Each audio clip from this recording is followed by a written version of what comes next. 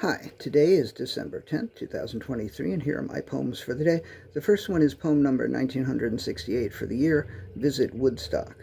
The painting suggested a visit to Woodstock. Visit Woodstock, New York, the painting said. I have already visited Woodstock several times, and I have found it quite pleasant, but I knew that the next day I would be visiting Phoenixville and Kimberton, Pennsylvania, and not Woodstock. You're not the boss of me, painting. You can say what you like, but I will go where I please, I thought to myself, but did not say.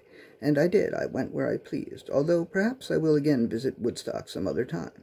Poem number 1969, Visit Kimberton. If today I happened to be a painting, I wouldn't say visit Woodstock. I would say visit Kimberton, because Kathryn Lewis and John S. Hall are performing at Excursion Ciders in Kimberton, Pennsylvania today, December 10th, starting at 2:30. Don't ask me why. If I happened to be a painting, I would be a shill for Kathryn Lewis and John S. Hall, but I would be today.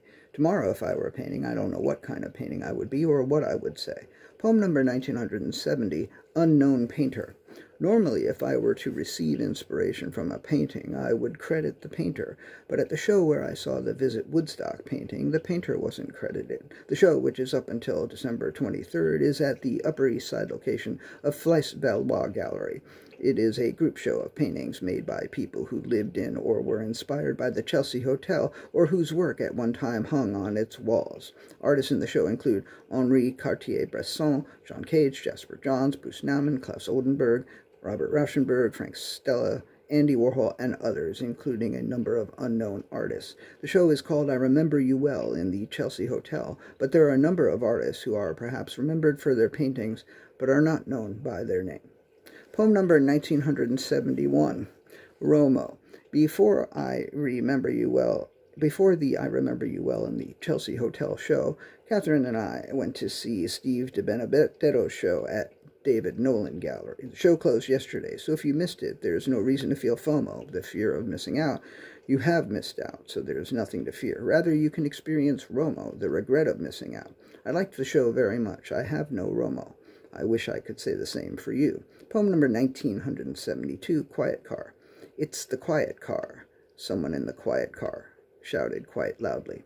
That was haiku, I should have said that. Poem number 1973, Candlelight Sing. The Candlelight Sing last night at the Kimberton Waldorf School put me right back on the lawn of the First Presbyterian Church on 12th Street and 5th Avenue in New York. We'd stand on the lawn with little candles and little carol booklets, and we tried to singe the booklets with the candles without setting the booklets on fire.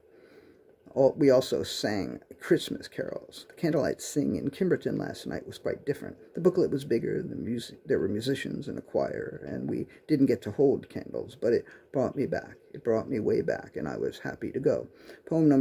This is the last poem of the day, poem number 1974, Accidental Granola. I did not mean to buy granola that had all of the calories, but none of the sweetness, the types of granola I typically eat. But in retrospect, I'm not disappointed that I did.